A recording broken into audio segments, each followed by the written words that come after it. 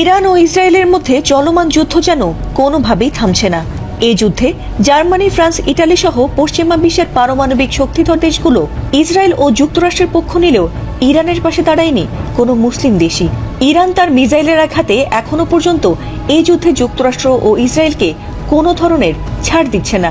এক ইরানকে মোকাবেলা করতেই যখন ইসরায়েল ও যুক্তরাষ্ট্র দিশেহারা হয়ে পড়েছে, ঠিক তখনই ইরানের পক্ষ নিয়ে ক্ষেপণাস্ত্র ছুড়ল উত্তর কোরিয়ার প্রেসিডেন্ট কিম জং উন।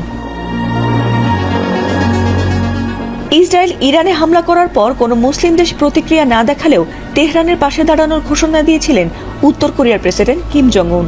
আমেরিকার শত্রু দেশ ইরানের সঙ্গে অনেক আগে থেকেই বেশ ভালো বন্ধুত্ব রয়েছে কিম জং উনের। আর ইরানের ওপর হঠাৎ ট্রাম্প নেতানিয়াহুর যৌথ বিমান হামলা মোটেই সহজভাবে নেননি উত্তর কোরিয়ার এই শক্তিশালী নেতা। ইরানে ইসরায়েলের হামলার পর সবার আগে কিম জং উনই এই হামলার প্রতিবাদ জানিয়ে বলেছিলেন যে ইরানে এটি তাদের মোটেই কোনো সামরিক হামলা নয়, বরং তা অবৈধ আগ্রাসন। আমেরিকা, ইসরায়েল বরাবরই অন্য দেশে অযথাই গ্যাংস্টারের মতো গুন্ডামি করে থাকেন, তবে খামেনিকে হত্যার পর যখন ইরান দখল করতে তারা মরিয়া হয়ে উঠেছে, ঠিক তখনই যেন তাদের বিরুদ্ধে হুঙ্কার দিলেন কিম জং উন।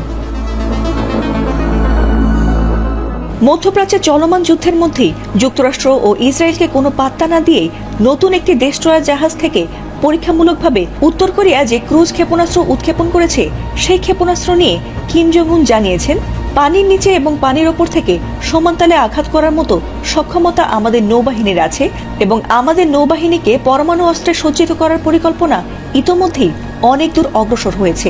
এই ক্ষেপণাস্ত্র উৎক্ষেপণের মাধ্যমে যুক্তরাষ্ট্র ও ইসরায়েলকে কি বার্তা দিচ্ছেন কিম জং উন?